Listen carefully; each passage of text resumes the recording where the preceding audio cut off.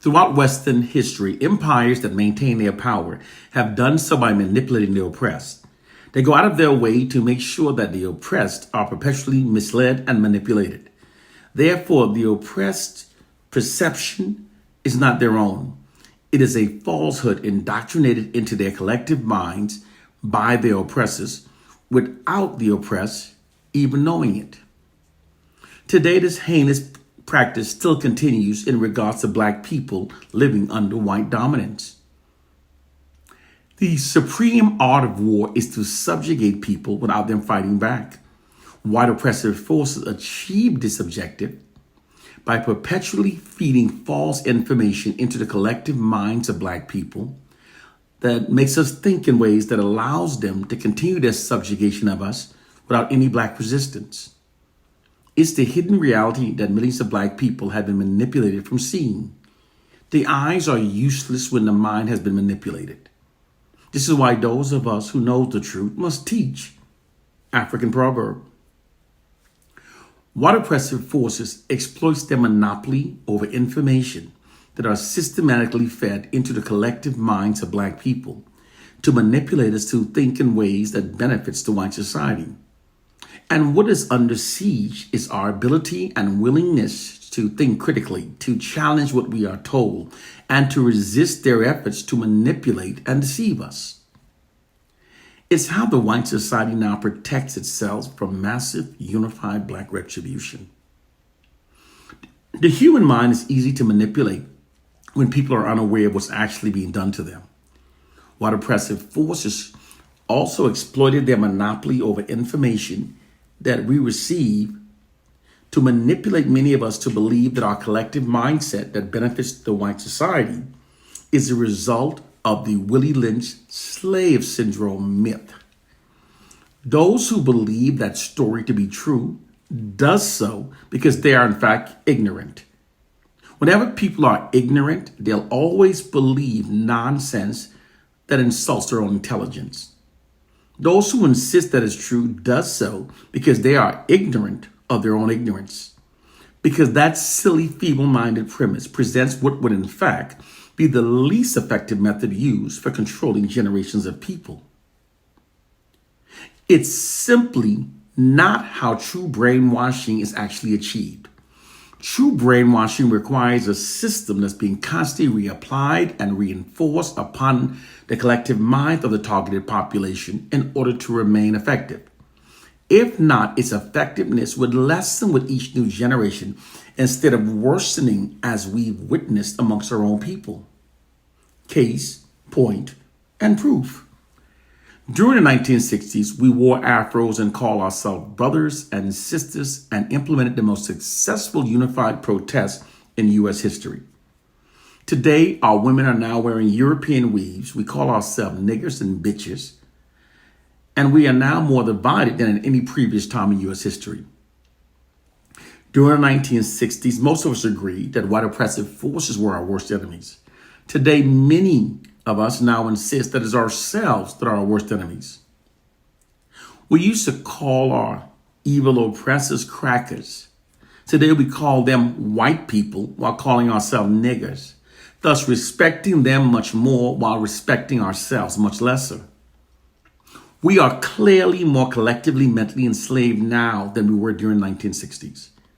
If our collective condition was truly connected to slavery, it would have logically, naturally lessened as we move further away from the era of slavery. But this isn't the case here. We've in fact worsened. The mere fact that our mental enslavement has worsened while moving further away from the era of slavery is proof that our current collective condition has nothing to do with anything that was done to us during slavery. The Willie Lynch literature is a work of fiction. This is why when experts examined the literature, they found it contained modern words that are not consistent with its given 1700 date. When we connect our real-life collective condition onto a work of fiction, we are in fact making damn fools of ourselves. The Willie Lynch myth has been deliberately spread into Black communities to manipulate us to believe that it's the cause of our collective condition, keeping us ignorantly believing that our collective mindset that clearly benefits the white society was created by a fictional Willie Lynch character prevents us from focusing our collective attention onto the true architects of our collective mindset, which is in fact the white society. When people have been manipulated, they'll ignore common sense, rationality falls away, they will even overlook hypocrisy and even the obvious, and they can then be made to believe ridiculous things that insult their own intelligence. This is the case in regard to the Willie Lynch myth. The truth of our plight and condition is that Black people have been deliberately manipulated to think in ways benefiting the white society. There are 4 ways to effectively manipulate the human mind: by what we're taught, by what we see, by what we hear, and through repetition. Because the white society controls the education we're taught, the media images we see, the narratives we hear, and through constant repetition, white social engineering scientists and white propagandists have manipulated the collective minds of Black people to think in ways that are against our own interests and that instead serve the interests of the white society. Regardless of how intelligent people are, if it's possible to control the input into the human mind, it's entirely possible to control what people will believe. The white society has exploited its monopoly over the content that are systematically and repetitively fed into the collective minds of Black people to manipulate millions of us to think and behave in ways that serves and protects the interests of the system of white supremacy. The nefarious practice is called socialized. Socialized is when the oppressor exploits their monopoly over information that are systematically and repetitively fed into the collective minds of the oppressed to manipulate the oppressed to think and behave in ways that are beneficial to the oppressors. This is not some silly conspiracy theory. Oppressors always secretly socialize the minds of the oppressed to think in ways that ensure that they never unify and seek retribution against their oppressors. This has been a consistent fact throughout Western history and is especially true now in regards to Black people living under white dominance. They've socialized millions of us to think and behave in ways that are against our own self-interest and it instead serves the interests of the white society. It's the truth they hide from you. Case, point, and proof. They socialize millions of African Americans to call themselves niggers by creating the ridiculous false narrative that we made the N-word ours and that using it now ridiculously empowers us. In reality, calling ourselves niggers actually psychologically conditions us to perceive ourselves through a false inherent subordinate identity that aids the white society in maintaining its social dominance over us. The white society's disinformation propaganda campaigns are also the true reason why many Black people now perceive ourselves as being our own worst enemies, believe that slavery benefited us, worships the false god of the ungodly enslavers, and reveres and defends Caucasians in spite of a brutally horrific history of slavery, oppression, and discrimination by the white society. These noted beliefs and mindset that clearly benefits the white society are far too widespread amongst Black people to be coincidental. It's not coincidental. It's because Black people have been deliberately socialized to think as we now do.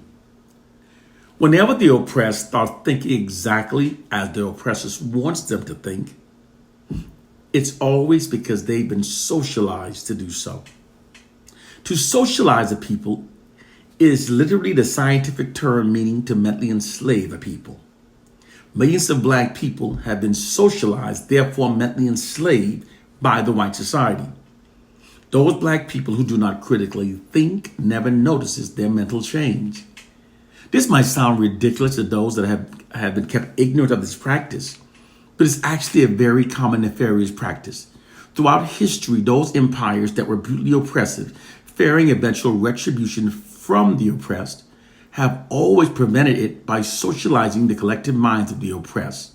to think in ways that prevent such acts of massive retribution. Those that have been socialized rarely ever learned of this fact. This nefarious practice of socializing the oppressed was never abandoned. It's what white oppressive forces have done to black people. It's how the white society protects itself from massive unified black retribution. The socializing of black people first began during our early education and development, when our minds are young and most impressionable. White governed schools manipulates us to think in ways that benefits the white society by miseducating us to believe that most of our enslaved ancestors were sold away by other Africans. However, please critically think and ask yourself this question. If Africans owned all of the gold, diamonds, natural resources, minerals, the Western world had nothing that Africans needed, and Western money had no value whatsoever in Africa, then how then were the majority of the millions of slaves fairly purchased? What possible commodity did the white invaders have that was of such great value and such great demand, and that they possessed in such high abundance that they could have used to fairly purchase the majority of the millions of enslaved Africans?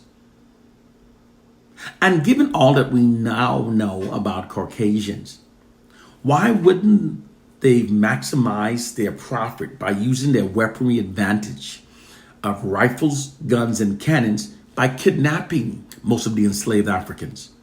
To believe that the greedy and immoral white invaders went into Africa with weaponry advantage of guns, rifles, and cannons, but rather than maximizing their profit, they instead found a way to purchase most of the slaves is absolutely ridiculous. Excuse me.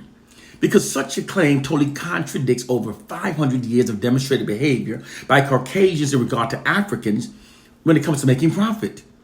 When you critically think and look at the facts as they truly in fact were, it becomes clear that most of our ancestors were not sold off. Most Africans that participated in the slave trade actually did so under duress. After realizing that they couldn't overcome the white enslavers' weaponry advantages of guns, cannons, and rifles, some tribes agreed to assist in capturing other tribes in exchange for leaving their tribes alone. White historians rewrote the history of the African slave trade to favor themselves and to socialize the minds of black people. The entire history we've been taught about Africa is filled with many lies that are deliberately designed to make us think in ways benefiting the white society. Here's another example of this practice. To manipulate black people to believe that slavery benefited us, we are being miseducated to believe that before the Europeans invaded Africa and enslaved Africans, that our ancestors were uncivilized and illiterate. This narrative is, however, totally untrue. Long before the Europeans invaded Africa, it was Africans, when we call ourselves Moors, that civilized Europe. All of Greece's first scholars openly admitted that they were educated by African scholars. The world's first scholars were in fact Africans. African scholars introduced science, writing, math, and philosophy to the world. The world's oldest university, library, manuscript, encyclopedia, human prosthetic, mathematical tool, medical journal, and world's oldest standing kingdom are all located in Africa. Africans invented the wheel, paper, the calendar, the concept of 24 hours in a day. Africans are the first to build in stone and the first to smelt metal. The world's largest wall ever built is not the Great Wall of China. It's actually the Great Wall of Benin, located in Nigeria. It is 4 times larger than the Great Wall of China and is recognized by the Guinness World Records as being the largest wall ever built. White historians conceal these facts from us because they can't teach us our true historical greatness and continue their oppression of us. Because once a people knows of their true greatness for which they've come from, they no longer accept being oppressed. White historians also cannot teach the true history of Africa to black people, because to do so, they would then have to admit that they interrupted that great history. They also can't teach our true history because it totally debunks the myth of their white racial superiority over us. In addition to falsely denigrating and marginalizing Africa's history, White governed schools also whitewash most facts to give their racial group credit for most achievements and most inventions that were actually made by black people. The white educational system's failure to adequately provide black students with a racially affirming curriculum is also essential for maintaining white social dominance over black people. Because for a ruling class to maintain its position of social dominance over the oppressed population, they must condition the oppressed from a very early age to accept their own subordinate status and to adhere to the authority of the dominant group. To do so, the education given to the oppressed from the time that our minds are young and most impressionable must be the type that denies us of racially affirming facts about our racial group. When the oppressed population are denied racially affirming facts about our racial group, this conditions us to accept our subordinate status within the society dominated by our oppressors. During the education development of black students, they are being socialized to believe that we are lesser or that we are inferior and to adhere to white dominance over our lives. White social engineering scientists describe this immoral practice as merely instilling a value system into the collective minds of black people that makes us adhere to the existing infrastructure of the dominant white society. Schools are tools of the government, designed to mold students' character accordingly to the will of the government. Our minds are also being continuously manipulated to think in ways that benefits the white society without most of us even realizing it every day. The white media's unrelenting negative depiction of black people that amplifies the negative to the point that distorts reality is much more than just biased media reporting. It is actually a black racially demoralizing divide and conquer psychological warfare campaign.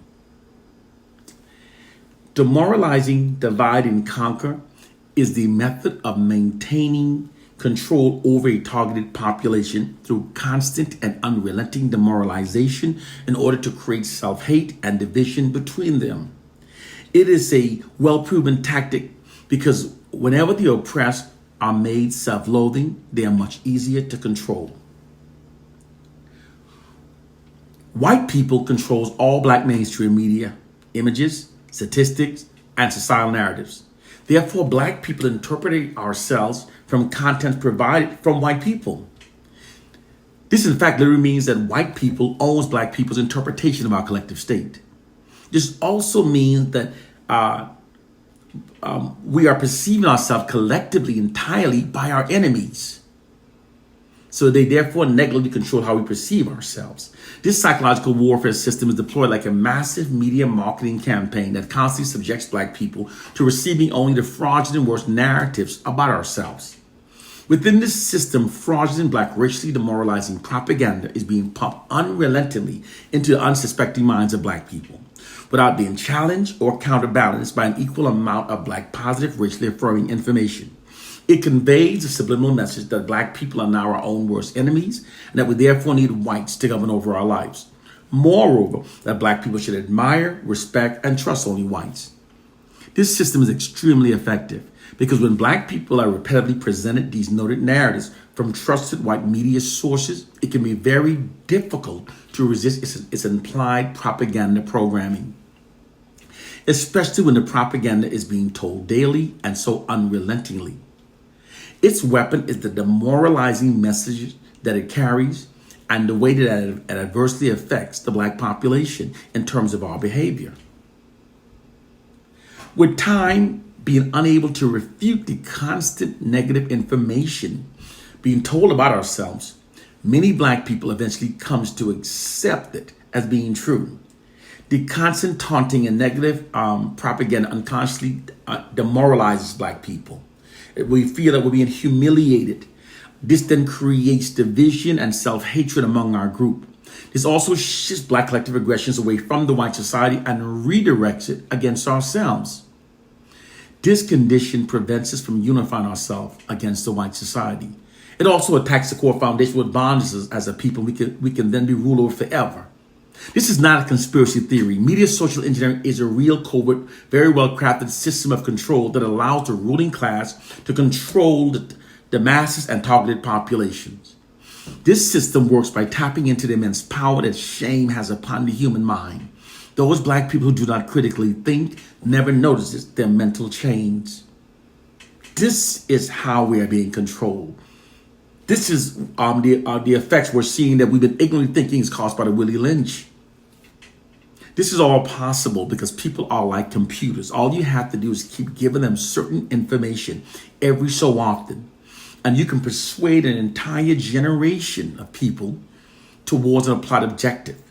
It doesn't matter if the information presented is untrue. Most black people will act upon it because they've all been given the same disinformation about our group. Welcome to the real world. This psychological warfare system provides white oppressive forces with a more proficient method for controlling and subjugating black people. For unlike the past blatant racist system that black people are easily able to identify and then therefore unify ourselves again and develop counter strategies against it, this system is not easily recognized nor easily comprehended by its black victims. White racism always works best when the black victims no longer recognizes it. This psychological warfare program, in fact, works so well, in fact, that it not only makes black people more compliant with white dominance over our lives, in many cases, it now makes black people prefer it. Now you know the true reason why many black people are now self-loathing and perceive ourselves as being our own worst enemies and revere as Caucasians in spite of such a brutally horrific history to the contrary.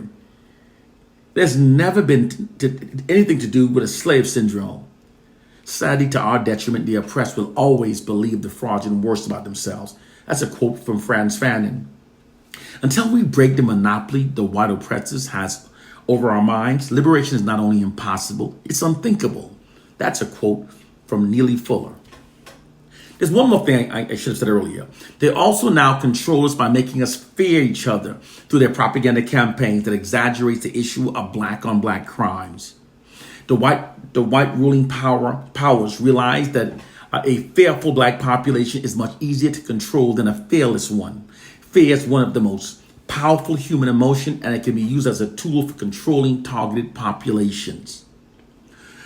When people are gripped by fear of a threat, people's rationality shuts down, making them more easily manipulated by anyone that promises safety from the threat. The white society manipulates black people to believe that we are our own worst enemies and that we should fear each other and that we need the white society to protect us from each other. Oppressive governments often maintain their grip over a target population by continually invoking fear and then proceeding to claim that only they, the ruling powers, have the means and ability to protect the group from the threat. You know, it is time for us to wake up to our reality. And it has nothing to do with believing in biblical fairy tales or slave syndrome myth. There are social sciences that the white society deploys to maintaining their control and dominance over black people. It is now time to wake up to our reality and stop believing in things that insult our own intelligence. Welcome to the real world. Now you know what the black matrix truly is. You also now understand the saying that white people are playing chess while black people are playing checkers. But in reality, black people aren't even playing checkers because most are so clueless of our reality. It's like most are playing hopscotch. It's time to wake up to our reality. One love and peace.